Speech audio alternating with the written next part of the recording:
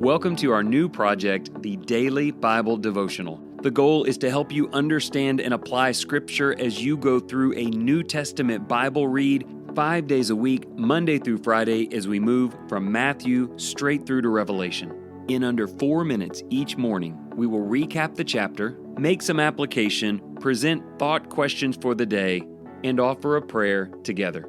I'm excited about exploring God's Word with you, so let's get started. Welcome back. Our study today is in Revelation 15. Jesus sees another great and marvelous sign in heaven, 7 angels with the 7 last plagues which complete God's wrath. Standing beside a sea of glass mixed with fire are those who were victorious over the beast and its image. They hold harps given by God and sing the song of Moses and the Lamb, praising God's mighty works and justice. All nations will come to worship him, for his righteous acts have been revealed. After this, the sanctuary in heaven is opened, and the 7 angels come out dressed in pure, shining linen. One of the 4 living creatures gives them 7 golden bowls filled with God's wrath. The sanctuary is filled with smoke from God's glory and power, and no one can enter until the plagues are finished. This worshipful chapter demonstrates that God's judgment is not random or cruel, but rather holy, complete, and characterized by justice and righteousness. Those who overcome the beast stand victorious, worshiping God with songs of praise.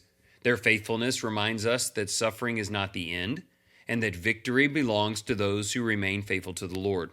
The Song of Moses and the Lamb celebrates God's power, his works, and his justice. We are called to worship him with the same awe and devotion. Even when the world rejects his truth, we are to stand firm. God is preparing to complete his plan, and we must live in reverence, trusting his timing and walking in purity, hope, and faithfulness. Certainly God's wrath will be poured out against all who are impure, hopeless, and faithless, and may that not be you or me. Question 1 of the 3.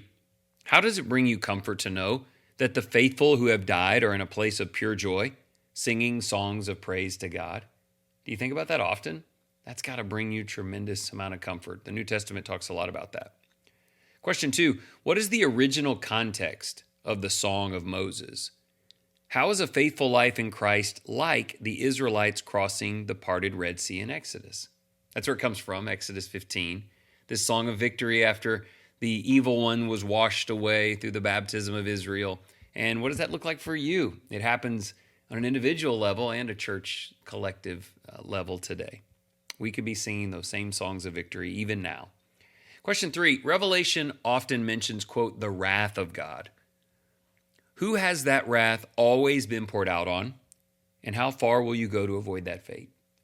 God never gets it wrong. He will not pour out his wrath on the innocent, the soft-hearted, the believer. But he's always poured it in one direction. How vigilant are you to make sure that that's not you? Let's pray. We're going to need God's help, grace, and forgiveness. Worthy Lord, you are great and marvelous in all your works. All your ways are just and true. As Moses sang, you are our strength, our song, and our salvation. Who among the nations will not fear you and glorify your name? All your judgments are righteous, and all creation will worship before you. Help us stand firm like those who overcame, singing with joy and trust in your power. Fill our hearts with awe at your holiness, and prepare us to live in purity. May our lives reflect your glory as we wait for the completion of your perfect plan. You know, we use this idea reflect a lot, almost every day in our prayers or paragraphs somewhere. We've got to see God for who he is. He's so just and good and strong, and then we just want to receive it and then reflect it. And I hope that the Song of Moses is enduring for you, victory in the Lamb, now and forever. Let's live like that all day long.